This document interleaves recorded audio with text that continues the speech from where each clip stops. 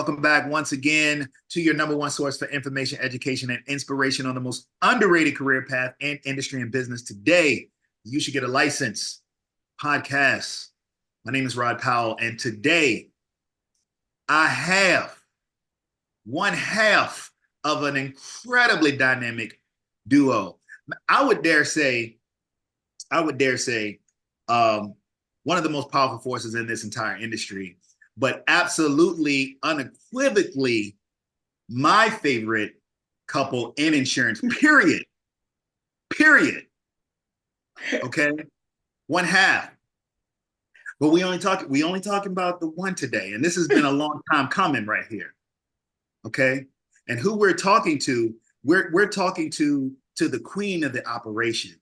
We're talking to a young lady who is a seasoned professional in this business, nearly 20 years in, specializes with the nonprofits up there in Delaware and working in Maryland and, that entire mid-Atlantic region, grooming the next generation, an energy and a force in this business. She's getting awards everywhere. She's on panels. She's teaching social media strategies and branding. We're going to talk about all of that with the one and only Gertha, aka Gigi Jean. How you doing? I'm doing good, Rod. Gigi! Everywhere with me. Listen. That was a good introduction. We are here.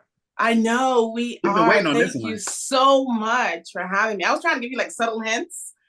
And then I was like, let me give you little subtle hints. I want to be on the dopest podcast, so. Well, you know what? Listen, we got touche because we have to have the dopest people. Now, we did have Ebens on. Yes. My brother. Yes. My baby brother. Daddy. And but I didn't even think. I was like, well, we had Ebens on. So we covered it, right? But no. You needed to get and now we have you. Let's talk about it. Let's dig into this you should get a license thing and all of the opportunities and paths that this industry can take us down. Now I know that you and Ebens, you guys run an amazing agency up there, One Way Insurance Group, NC for Delaware. You have your One Way Foundation up there with the backpack giveaway that you guys do every year, like all of the great community work. You have, your company where, you're teaching, social media kind of brand strategies, branding development strategies. And you guys have done an amazing job at building your brand. What I do want to do is just take a minute and ask you if you could just share kind of what you guys do, as an agency, one, and then also how you've taken that and kind of expanded it into this foundation and into the branding company that you're building as well. Okay. As you know, Evans and I were the founders of One Way Insurance Group. OWIG, we are commercial focused insurance firm. We are also niche focused. So our focus is mostly nonprofits, construction industry, and real estate investors. And developers, right? We were not always niche focused, but we figured that's what worked for our agency. Now, to talk about all those foundation things that we started, right? To go to the beginning, I know you've been shared majority of the story of OWIG. But I say this behind his back now, say it to his face. And if it was not for events, there would be no One Way Insurance Group. There would be no OWIG because he took a risk. And during the time when he came to me and he told me the idea of, hey, let's start an insurance firm, I was pregnant. We had a 1-year-old. We were working jobs that weren't paying any of the bills, but I was okay. I'm like, at least I know every 2 weeks I'm going to get a couple $100, at least I'm Right. stable with that. Yeah. But he was like, let's do it. And he was the driving force to go ahead and do it. And until this day, I always say, yo, shorty, God first. But if it wasn't for you, like there would be no OWIG. So I just want to go ahead and say that because when we started OWIG, we started it as a legacy for our kids. That's what we wanted to do. We wanted to leave something behind for our kids, and we wanted to impact our community. We never expected it to be what it is today, right now. Even with the foundation, our OWIG Foundation, it started from the pandemic. Like, there was no intent of it. It was like people needed help. We could help. Let's pool our money and our resources in together. And we went ahead and we did that. And so I say all that to say is, sometimes a small dream that you have is bigger than what you dream. And that's what OWIG is. It's bigger than what we expected 5 years ago. Absolutely, absolutely, and love everything that you guys have done thus far, and and even with how you have, like, the same credit that you give Eben, he gives you. I know. As well. I know, right? Which really makes you guys, so dynamic in what you do. But he says it all the time. Like, when I'm complimenting him on the things that I see with the videos that you guys have online, and you edited it, and I've seen you choreograph, and I've been a part of the choreography in several videos, right? Several TikToks, you have been able to kind of create this presence on the internet that really, really highlights the culture and energy of your organization, right? It's like, when you see you guys online, you could tell, like, hey, man, they look like some cool people that I would want to work with. That's what it feels like. Is that, I mean, I'm thinking that it is, but was that intentional when you started to do that? Like, just to kind of give that feeling of who you were personally? It definitely was intentional, because what we did is we did our research, especially with social media, right? And I can't believe I'm saying this, but ChatGPT said it. They said insurance was boring. Me and ChatGPT, we still talking about that. We know that ain't true. We know that ain't true, right? But that was the perception that we were seeing on social media. Even with the pictures or the videos, right? And so with us, we were like, the only way we can show insurance is to show our true selves, And we thought, okay, we have to be creative. We have to think outside the box. And events love to dance. Mm-hmm. I like to be in front of the camera. We merge it together. Boom. And the magic happens. And the funny thing is, in the beginning, events did not like the camera. Like, the takes would be crazy, and I would be like standing behind the camera. I'm like, you better do it. You better do it. I love it. Now he's even now. A few days ago, he told me it's a skill that he had to learn. So now he's like, you put the camera on, I'm good. You ready to go? I'm ready to go. You're a director. So once again, he's gonna say, "Yeah, that's all Gigi right there." So you were directing. Directing. So let's take a step back before we get into all of the great things that you guys are doing. And thank you for just highlighting even that space. You said something very important. I'm going to come back to when we talk about the agency, which was the niches. But before we get there, what I really want to do is I want to go all the way back, right? I want to go back to, a 9-10-year-old Gigi, Gertha. I don't know what your nickname was at 9 or 10. It was Gertha. That's the name my mom gave me. Gertha. Shanta. Yes. What was Shanta dreaming about being when she grew up?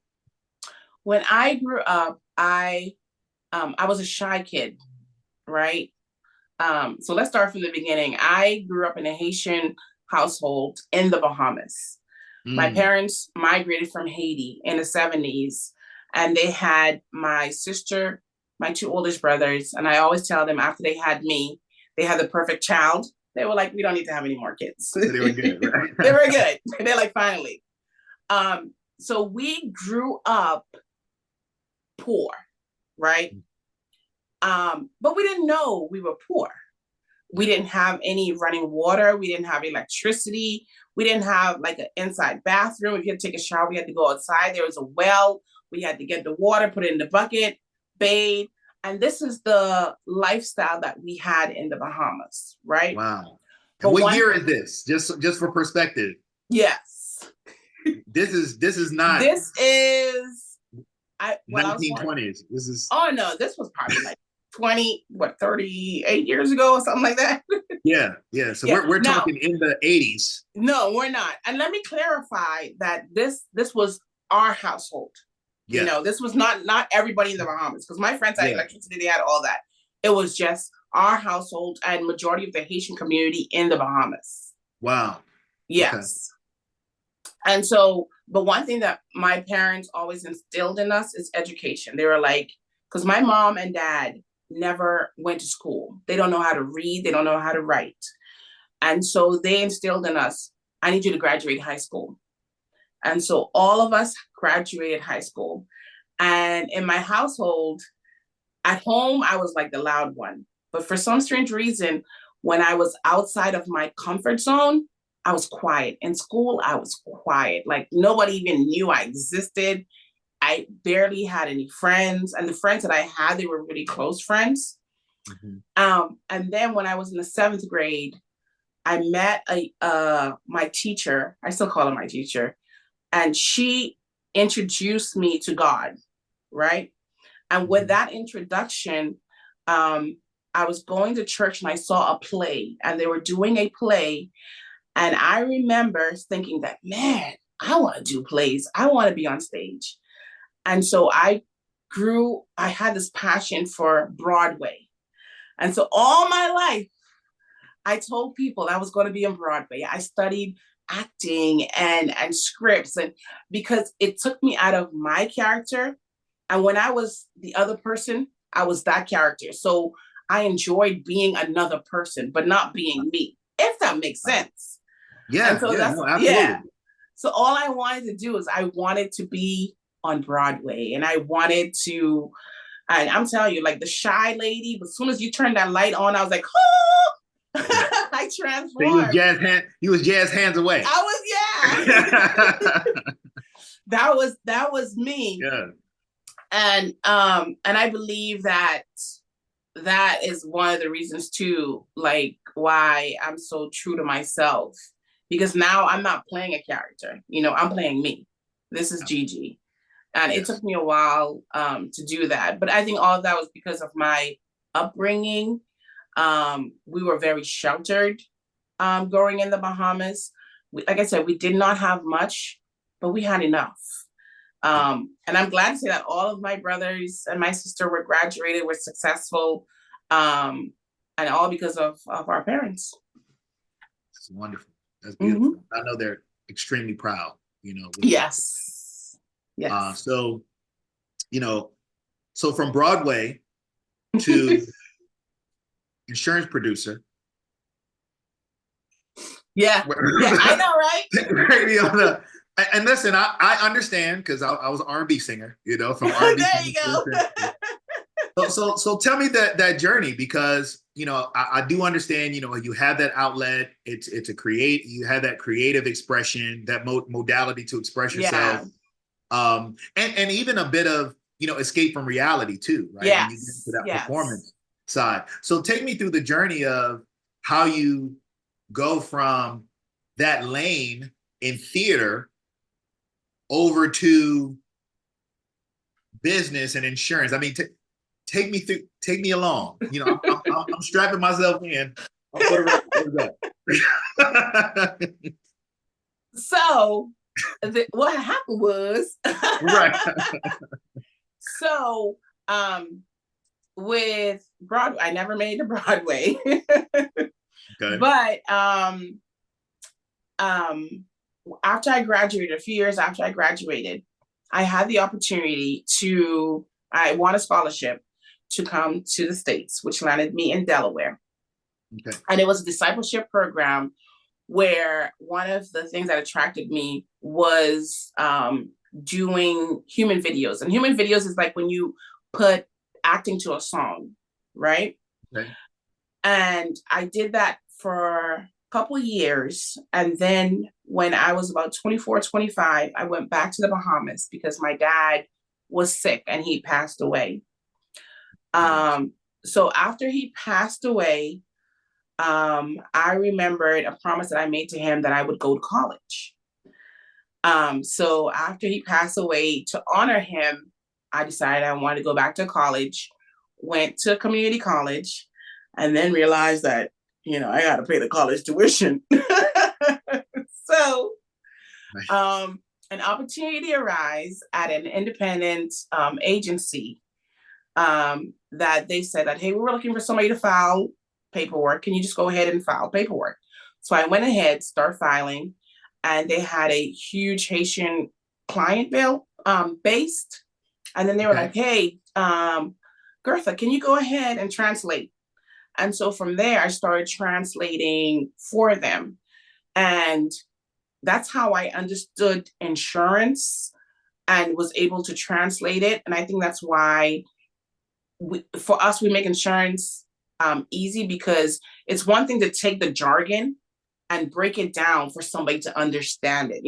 Not in another language, but for them to understand it in that other language while breaking this jargon down.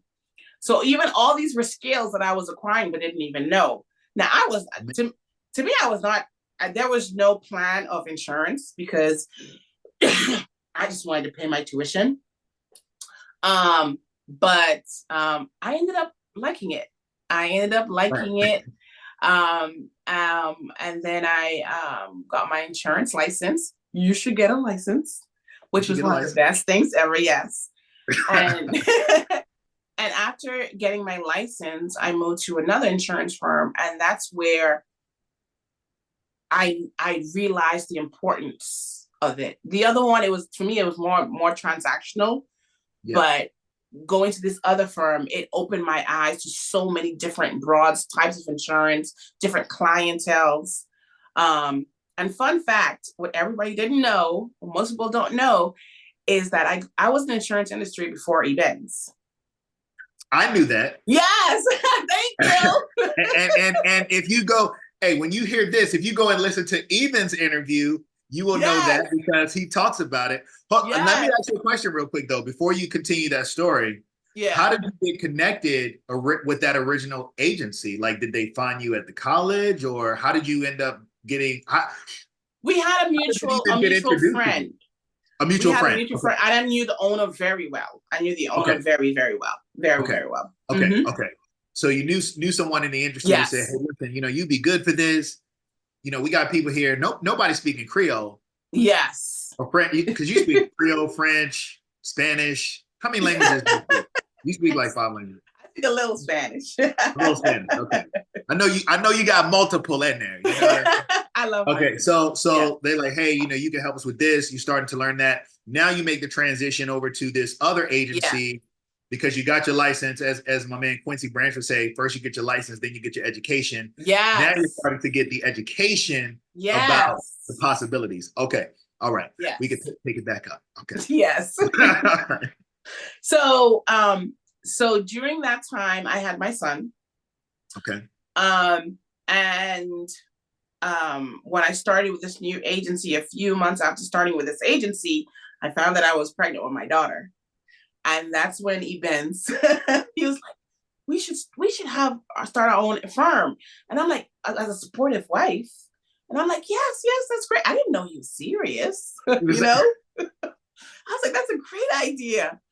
And that's how we started the plan with YSGAL. Wow. Mm-hmm. That's amazing. I think that kind of moving into this industry is one thing, but then deciding that you're going to step out and build your own, and become a business owner, because it's different to just write insurance as an agent versus running a business as an agency owner. Can you kind of speak to what you found or maybe what you found early on in those differences and kind of how you evolved and learned along the way? One of the things for me personally, was the mindset. Because when we started, I still had the employee mindset instead of like an owner mindset. I still had, okay, to me, this is a job. Let me do my job at the end of the day. And that's what it is. but I did not have that owner. Let's think of strategies, how can we grow this? That was the hardest thing for me, to take off that employee mindset and put an owner mindset on there. And one thing too is you know the story. When I say we started from scratch, started from the script, or people will be like, oh, we didn't have no money. Like, hey, there was no money. There was no trust fund. There was nothing but God and two kids. And one plus thing the kids. It's like, hold on, there's no money plus the kids. See, right? Them kids, that make it look different. Right? I'm telling you. Okay. But you have to be willing to start somewhere. Yes. And that's where we started. We started somewhere, because we could have been like, okay, let's wait until we make this, or let's wait till we have that, or let's wait. No, because by the time you're gonna keep waiting and keep waiting and keep waiting and waiting. And before you know it, the time has passed you. And so we started for what we had. We could only afford like a small space. And that's what we did. We got our computers refurbished from Walmart, and that's what we worked with, Yeah. Yeah. That's what we had. And from there, we grew and we grew and we grew and we grew. But in the beginning, like how you said, when you're working for others, everybody, especially events, everybody knew that events was the insurance agent. And so we thought that once we started our agency, everybody was going to flock to us because everybody trusted us already, But when we started our agency, we would call people and they're like, oh, oh yeah, you started your own, yeah. And then it's like they started doubting you, because I was like, I don't know why, because it's the same service. If anything, it's better service. It's just now that it's us. And so that forced us to expand, which kind of forces into social media. And I'm so glad that we did, because with expanding, events met you in Virginia, Yeah. We met in Gozi, Kareem, and it forced us to expand our network. And now we're part of a wonderful tribe that we love. Right. So don't be afraid. Don't be afraid to expand. I love that you mentioned that, not being afraid to expand, not being afraid to branch out and meet people. I want to dive a little bit deeper, into the initial experience of kind of starting from scratch, because that's one of the reasons I think that people are intimidated, in even entering the industry from an agency ownership or a broker space, because they're thinking, man, well, one, many times when we enter this industry, we're entering it on 100% commission. Now, that's not always the case, because you do have, there's many paths, to go into this business. But when people when they think of insurance, they think of getting insurance, they think about 100% commission. Yes. When you're running the business, obviously it's 100% commission. When you're running from scratch, there's no, listen, if you're not making it happen, it's not happening. What are some of the mental things that you did? Obviously, I know there was a lot of prayer, because you guys are a spiritual family, but what were some of the kind of mental things that you did to kind of program and condition yourself, as well as what were some of the tangible things that you did to say, okay, how do we get to the next step? How do we get to the next step? And then when did you know, when you got to that next step, okay, now we can take another step? One of the things that we did is we had our goals, right? So we had a 5-year goal plan, right? And this was how simple the goal plan is. Now we have a strategy, right? But like I said, start somewhere. Our goal plan is we're going to work hard for 5 years. That's it. We give ourselves 5 years to work hard, to grind, to do what we can do to make this business successful. And to us, there was no plan B. That was us. There was no plan B for us. Like, we knew that we weren't going to go back. So this had to work. So this was not like something that we did as a hobby or anything. So you have to have the mindset of this has to work. And sometimes it doesn't, and that's fine, But if you go in it with the mindset of 50-50, like, just in case if it don't work, then it's not, most likely it's not going to work, you know? Yeah. Yeah. But that's the mindset that we went in. This has to work. And the second thing that we did is we needed clients. You know, we needed to find clients. And how do we do that? We're not going to sit in the office all day. So events would put on flyers. He would put flyers on doors. He would knock on doors. He was the one who was the boots on the ground. He would bring the clients in, and then we would find a way to make it work, right? And so as we grew and we grew, we didn't have like a management system. We didn't have anything. We didn't know about any of those things. But what really, really helped us is when we started getting mentorships. You know what I mean? When we started reaching out to mentors and they're saying, hey, I see where you're going. Let me help you get there. Yeah. And that kind of helped us out a lot because let me be real. Because I'm gonna lie, the first— That's what this platform is for. This is for the real story. This is for the real. Yo, let me tell you, the first 2.5 years, Rod, was rough. Okay. When I say rough, I mean rough to the point of, okay, do I have enough gas to take my kids to school? Yeah.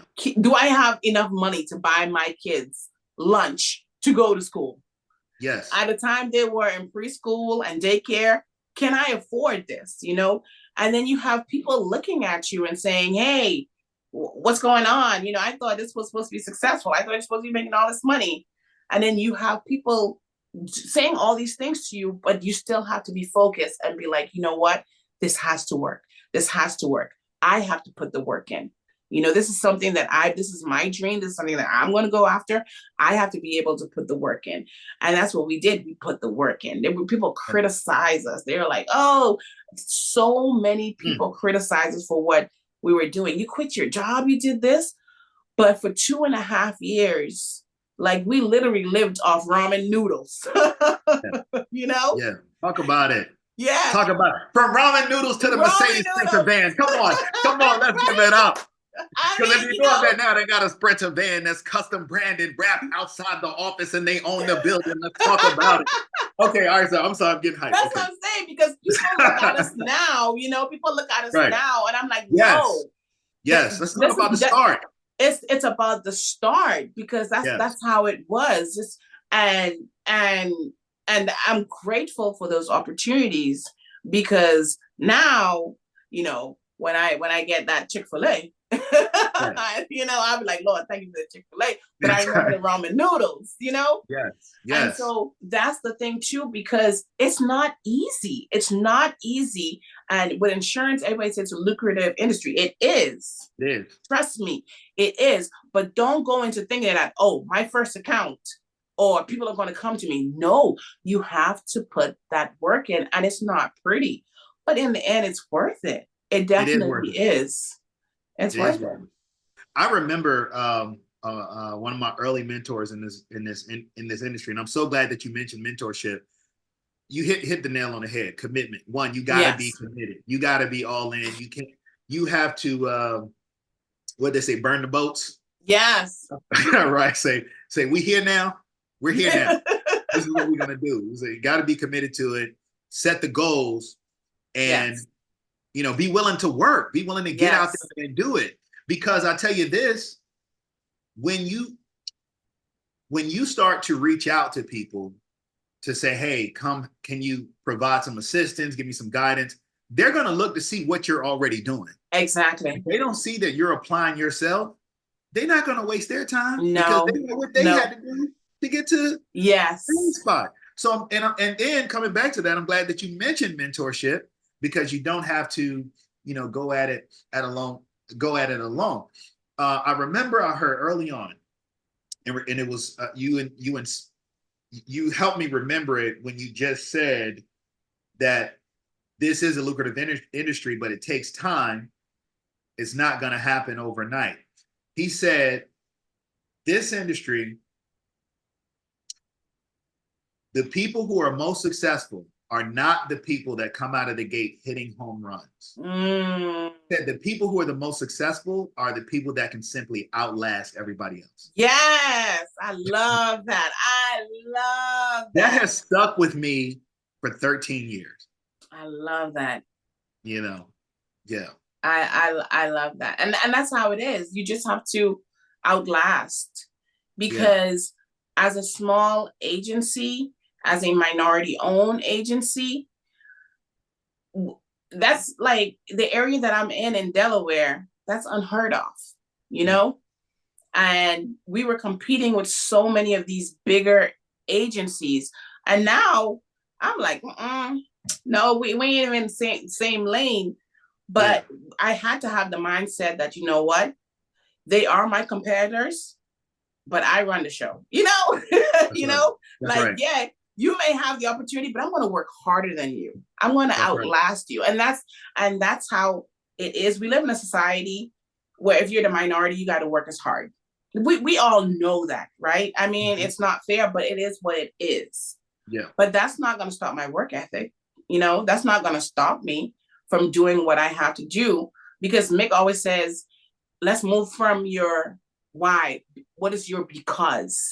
You know, and my because is my kids, because I want my kids, just like how my parents inspired me to where I am right now. I want my kids to surpass me, you know?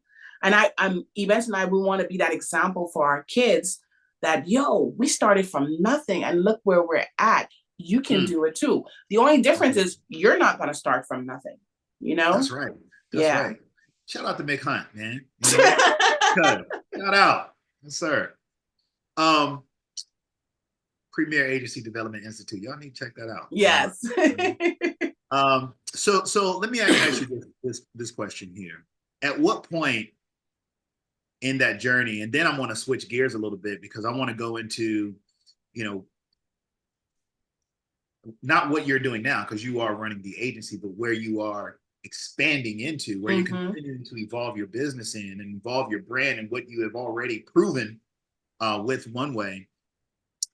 At what point in the business did you say, all right, we got it.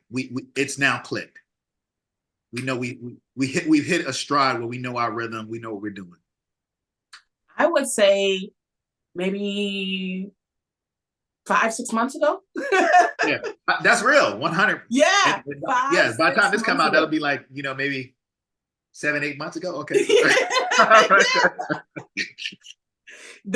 Now I feel like we're putting processes and procedures in place. Yeah. You know, because insurance is a business. No matter what business you run, you have to have processes and procedures.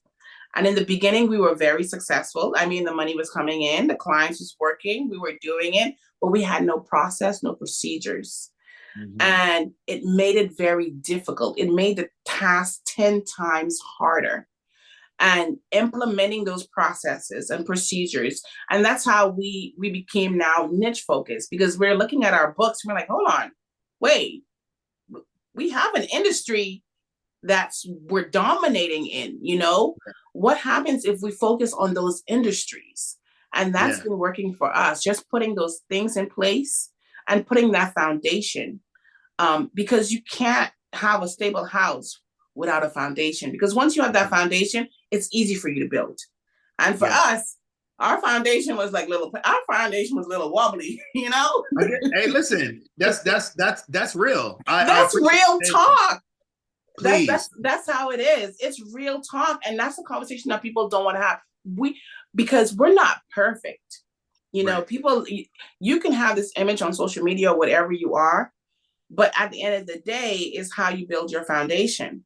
And like I said, our foundation was not perfect. Now our foundation is perfect because of mentorship, because of lessons that we've learned, because of things that we've done to change some of those things. We're building our foundation. And if anything, I can tell everybody, start with the foundation.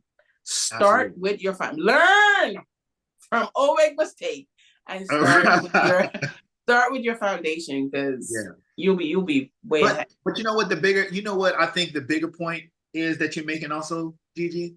Mm-hmm. Start. Mm-hmm. Yes. Start. Start. It ain't gonna be perfect. No. But you gotta start Ain't gonna be somewhere. perfect. Yes. Because how you gonna know? How you gonna know where your gaps are? Yes. If you don't start building, if you don't start making some moves, you know. So I appreciate that, and that foundation piece is so strong as well. So now having that been laid, and I appreciate that. I appreciate the transparency around saying, "Hey, listen, we've been around." Because oh wait, you guys 5 years, 6 years, yeah. So now it takes that amount of time, right? Yeah. Okay, now we're ready to, because where you guys are, the foundation you're talking about from a process procedure standpoint, it's not like you guys weren't operational. As you said, hey, No. we got business, we got things happening. Yes. Y'all got drives, you got all, y'all got building, Yes. you got a lot of things happening. It's more of how are you going to set yourself up to go to the next level and continue to scale? And that's for the really long term. Yeah, for the long term, especially since it's a legacy business. Yes. Right? It's a business that's designed to be a legacy. Let me ask you this question. So now, at this stage where you guys have accomplished a lot, if you want to know everything that One Way has done, you can check them out. We're gonna give the websites and all that stuff too. But check out Eben's interview. This was before you guys had the grand opening. Yes. Interview, okay. Yes. So we might have to kind of touch in on the grand opening and the building. It's the beautiful office that they have up there. But now, where has this journey taken you? With BLB Global and the marketing, consulting work that you're doing with other companies so that they can have a similar presence to what OWIG has established. And I tell you how you know that is good is because, like you said, you guys started from scratch and have leveraged that into a very not only successful but respected business. Talk to me about BLB Global, kind of what was inspiring it and what you're looking to kind of continue to accomplish, and the value that you're adding with that company. Okay. When we started OWIG, we went to the bank, and I'll never forget this. We went to the bank to open our business account. And the lady who was opening our business account, she was a little bit hesitant. And she's like, "Oh, you guys gonna do insurance?" I'm like, "Yeah, we're gonna do insurance."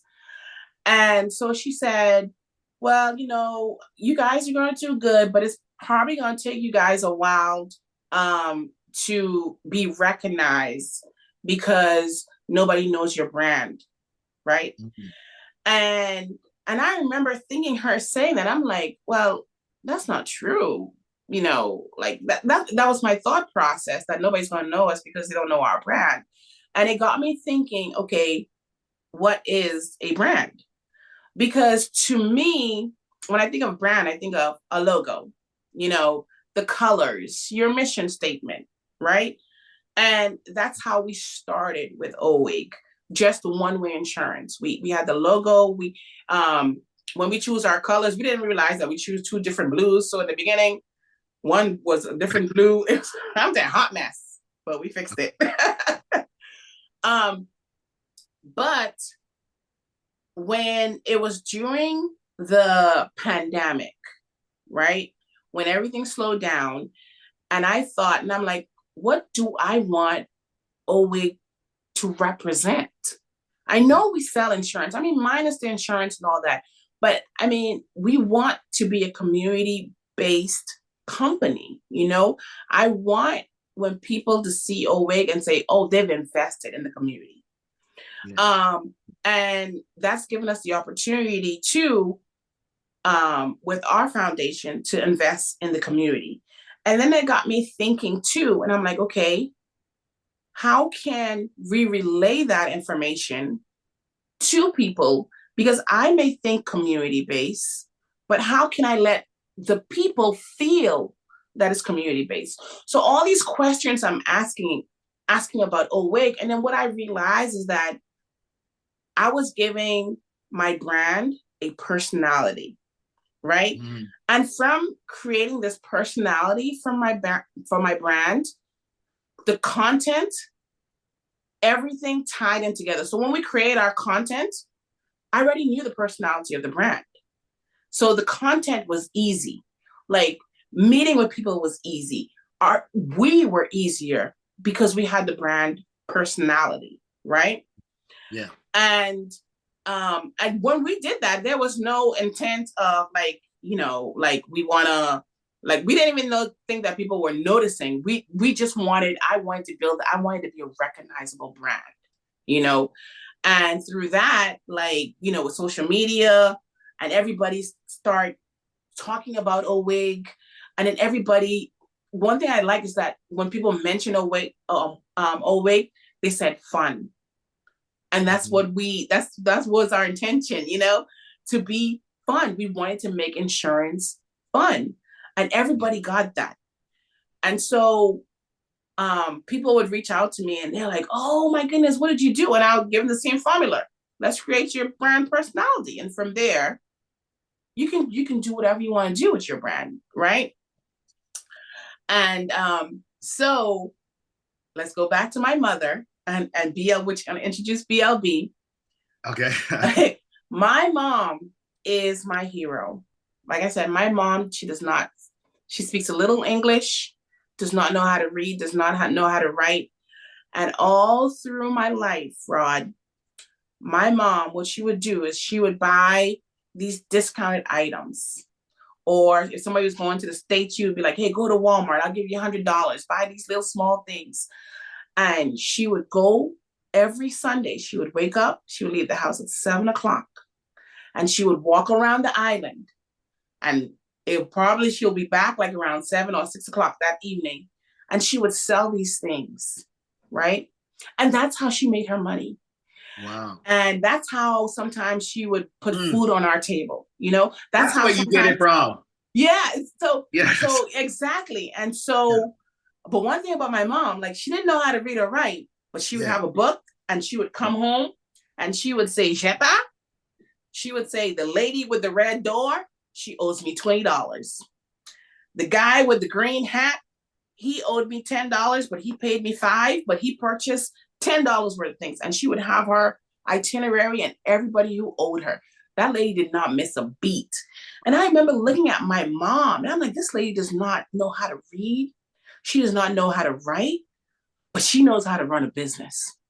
She knows how to build a brand because everybody knew my mom as the marchandise lady, which is like the merchandise lady. Everybody knew my mom was selling stuff because she built her brand, right?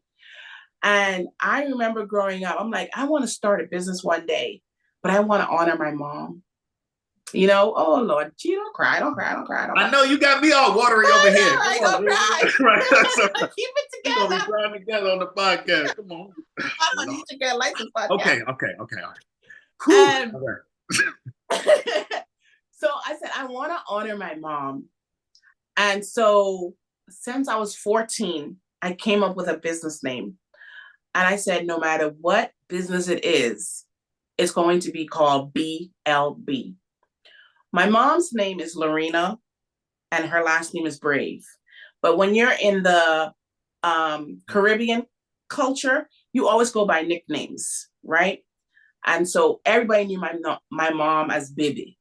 So that's where BLB. And I added global because I'm like, my mom is local, but I'm going to make her global. That's right. Ooh. Yeah, I like that. To honor her because that's where I learned it from, Yeah. And ever since I was 14, I had that name, but I never did anything with it. And I remember telling events when we got married, and so a few years ago, when everybody you'd be so surprised, that's why I'm always telling everybody, share your story, right? Because you do not know who you are impacting. You don't know who's listening. You don't know the opportunities that may come from it. To you, it may be a boring story, but to somebody, it may be life, And that's the thing when it comes to business is that sometimes we forget to share our stories. Yeah. And so many people would reach out to me and be like, oh, can you help me with this? And I'm like, I got no problem. Oh yeah, can you look at this for me? I'm like, that's fine. And so BLB was birthed from that. Wow. And we are a brand storytelling consultancy. And that's what we do. We help brands tell their stories, their authentic stories, because my mom changed my life. And because of her story, I'm able to change other people's lives. Yeah. Wow. So that's the story behind BLB. That's powerful. Yeah, because my mama. I got you messing me up. There's a lot. I don't know. It's kind of dusty up in this joint or something. Who's cutting onions? Right. Somebody cutting onions. Right? Hey. No, that's amazing. That's amazing. So, at this point, let me ask you, Gigi. The agency is running. You guys are now at the point where you're implementing, kind of the process and procedures. I know you are bringing on folks. You have, is it the only mobile insurance office in the country that I know of? I haven't seen another. I haven't seen another one. I haven't seen one. It might be the only in the country, the mobile insurance office you guys have. You've started the foundation, doing a ton of work, in the community there. You're now honoring, not only did you honor your father by going to school, getting into business, now you're honoring your mother with this new company. What's the goal now? Like, what's the dream now? What's next? The dream for me, Rod, is to be the best version of myself. Yeah. Like I said in the beginning, I was always shy. And for so long, I stood behind the curtain, Mm-hmm. And it's funny because I tell events this, because events is like a dream chasers or risk takers, and every day he's like pushing me. I know, risk takers podcast, shout out. I'm married to the most motivational guy in the world. Yes. He's always pushing me, and I'm always pushing back. But I've gone to the point in my life right now where I love being me. I love being my true self, my authentic self, and that's something that I did not understand a couple of years ago, because once you accept who you are, there's no holding you back. Once you know who you are, there's no holding you back. God has given us the ability now where we sit on tables that now people are looking up at the table and be like, yo, what are you doing here?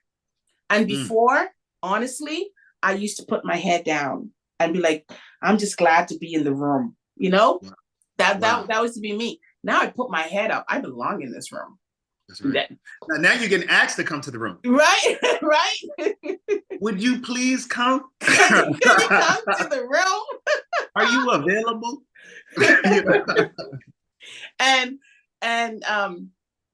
that's where I'm at right now, and I love it. I love it.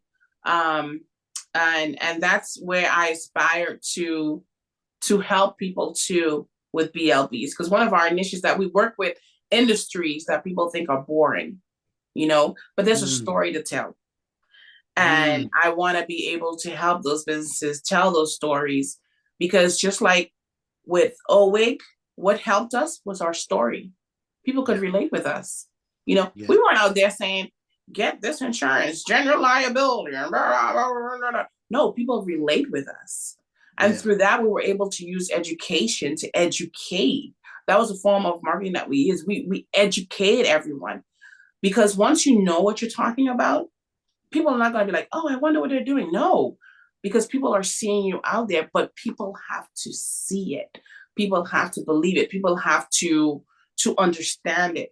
But in order for people to connect with your brand, you have to be able to understand your brand. And that's one of the things that I realized working a lot with the clients. Like, a lot of people don't understand their brand, and that's fine, because like I said, branding is just not just your logo. It's not, that's part of branding, but at the end of the day, what do you want your brand to stand for? One question I always ask my clients, and think about this too, is if somebody was to describe your brand in one word or a phrase, what would it be? And most people don't know the answer, because they'll say, oh, let's say, for example, insurance. Some people may say, people will see us as an insurance that's, as an agency that makes insurance easy, right? That's great. Yeah. That's your service. That's your product. That's not what I'm talking about. I'm talking about the brand itself. Yeah. When people think of OWIG, before it was fun. Now, don't get me wrong, we're still fun. But now the brand is education. We educate. Yeah. I was talking to a client, and she sells skin care line, right? And she told me, and I was like, how would people describe your brand? She said, healing. And it made so much sense, because her skincare line does not only heal eczema, but it heals the person's insecurities. Ooh, yeah, do you see the difference of me saying I have a brand that heals this, but I have a brand that provides healing? And that's what we do. We help people understand their brand and how to go ahead and convey that. And I'm not gonna lie, like, I love it. I always tell everybody that, insurance is my passion. Yes. But branding is my gift. I love it. It is a gift for you. But I do want to say a couple more things about the insurance side. We can go back to the insurance. All right. I want to, well, really, just kind of tying everything together, kind of putting a bow on things. How do you feel like this industry has contributed to you gaining, maybe it's the confidence too, or the willingness, because everything you have has already been there, but just the willingness to kind of shine that light that you are. Like, how has this industry helped to kind of shape that within you? Do you, or if any? Oh, let me tell you something about this industry. I think you said it's the best kept secret, because this industry has opened my eyes to so many opportunities. This industry has pushed me. This Gigi that you see, it's because of the insurance industry. It's because of OWIG. It's because I am able to go there and have that confidence that I never had before. I'm able there go ahead and build relationship with people that I've never met before. It's given me the opportunity to travel. It's given me the opportunity to provide for my kids. It's given me the opportunity to have a peace of mind. It's given me the opportunity mentally, right, Rod, to have like a clear mind, And I say all this to say that I didn't have those things. And going into the insurance industry, I thought it was just going to make me some money. Which it has, But I didn't think that it was going to build who I am as a person.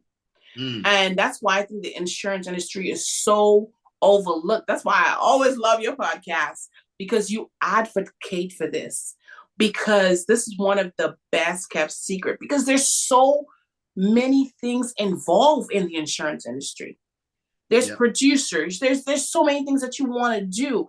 If you want to do marketing, there's so many things that you can do in insurance. Yes. But people don't see that, because they have the mentality of the guy who used to come to my house, knock on the door, let me hide from them, or, let me get some car insurance, but no. But thank God for people like us, Ngozi and Mick and the Black Friday Network, who are saying, yo, y'all missing out. Let That's me right. let me see what y'all missing out on. That's right. That's right. Absolutely. Shout out to Nkosi too. Yeah. Black Friday Network. Yes, yes, yes. That's a girl. Um, let's say, hey, if somebody is considering, maybe getting to this industry, kind of coming in, I mean, you definitely spoke to it saying, hey, you got to give yourself time. It is or potentially could be very difficult coming in, out of the gate. You got to be committed to it. You have to be willing to stick it through, see it through. You got to be willing to work, find mentors. Is there anything else that you might share with someone? And those are really powerful points, by the way. Is there anything else that you would say kind of as a closing nugget for someone who may be either exploring getting into the industry or maybe newly, entering this industry? One thing that I'm grateful for is that with the insurance industry, is I had that experience, especially if you're thinking about starting your own agency, it's always good to have experience. Yeah. That's just my opinion, because once you get that experience and you understand it, you're going to appreciate it. You're going to treasure it when you do start your own. I am grateful for the experience that I had working in those other industries, because I learned a lot. And then I learned what not to do. Yeah. I learned so many things that when we did start our own, is we kind of had an idea of where we were going. So how can you get that experience, right? Rod, I mean, like this podcast is for you to get that experience, because you've had so many wonderful guests who are sharing their stories and getting those experiences. Reach out, whoever's listening, reach out to those guests, reach out to Rod and say, hey, can you connect me with this? Get that experience, get that one-on-one conversation from a real person who's in it versus what you're seeing on social media or what ChatGPT is telling you. Because I guarantee you 110% that if I had met a Rod in the beginning, the passion that I had for insurance in the beginning, it would have been like through the roof, because you have that real life experience. And that's another thing too. Sometimes you got to be real with people. We have to be real with people and say, you know what, this is not, anything you do in life is not easy. But you got to put that work in. You got to have that commitment. You got to do all those things. But before you do all that, you got to get a license. Got to get a license. Hey, listen, it can be for anybody, but it's not for everybody. Yes. It's one of those kind of deals. Yes. Speaking of, hey, reach out to people. If somebody wants to reach out to you, they want to find out more either about my insurance group, or maybe their company that wants to learn about building out their brand, or even identifying, because it's a really good question to say, hey, if there's one word or a short phrase that describes your company, what is that? How do they get in contact with you? How do they reach Gertha Gigi? I am on all social media platforms. Of course you are. Listen, if you find one, you found them all. She's easy to find. Okay, go ahead. What's your contact information? I'm on all social media platforms. Reach out to me on LinkedIn, Instagram. If you want to find us, the One Way Insurance Group, OWIG, OWIG. You can find us on all social media platforms, or visit our website at www.onewayinsuranceGroup.com. Everything spelled out. For BLB, you can find us on social media platform BLB Global, or you can visit us online at www.blbglobal.net. And you know what? I'm feeling Rod. I'm feeling a little special coming. what I can do, right? Because like we talk about that brand persona. First of all, you gotta realize, you gotta figure out what your brand personality is, right? And this is an assessment that we do with all of our clients, where we figure out what their brand personality is, right? And so whoever is listening, find me on social media, or Rod, just put, you should get a licensed podcast so I can know it's, you heard this. And what I can do is I'll go ahead and send you the assessment. And then we can schedule a call, and then we can go a free 30-minute call. Free call. Listen, I gotta make sure I put that in there. Those calls have a fee. Okay, consulting is billed by the hour. In case you did not know. Yes. So that 30 minutes has a charge to it, but you're gonna get it for free. You're gonna get it for free, and we can go over that assessment for all of your listeners. That is so awesome. Listen, Gigi, thank you so much. For once again taking your time. I truly appreciate you. I am inspired by you and Evans and everything that you guys do. I've told you, I've called you for information. I definitely call Evans. I say, hey man, help me out with this real quick. So I consider you guys, some of my mentors, especially on the PNC side, which was not my space initially, but I want to say that I value you. I value you not only as a person, as a friend, as a colleague, but I value you as the right word, as an energy in this industry. As someone who is a change agent, a visionary, an impact maker, someone who is genuinely interested in seeing it grow, seeing it evolve, seeing it more diverse, seeing more equity in those diverse communities, and giving back, not only just taking, but giving back to people. And I tell you, if the world had more Evans and Gigi's in it, it would be a much, much better place. Truly. I mean that sincerely. So thank you again, for this time that you shared in your busy schedule. Thank you for sharing all of these nuggets and wisdom that you did, with the listeners. And for those who are out there, maybe you might find yourself being able to go from local to global. Okay? Hey. Okay. Right. Might be able to get into this fun and sexy space. It is of insurance, right? Forget you, ChatGPT. Maybe there was a sprinkle of something that you heard in this conversation that made you say to yourself, you should get a license. You should. Till the next time. Peace.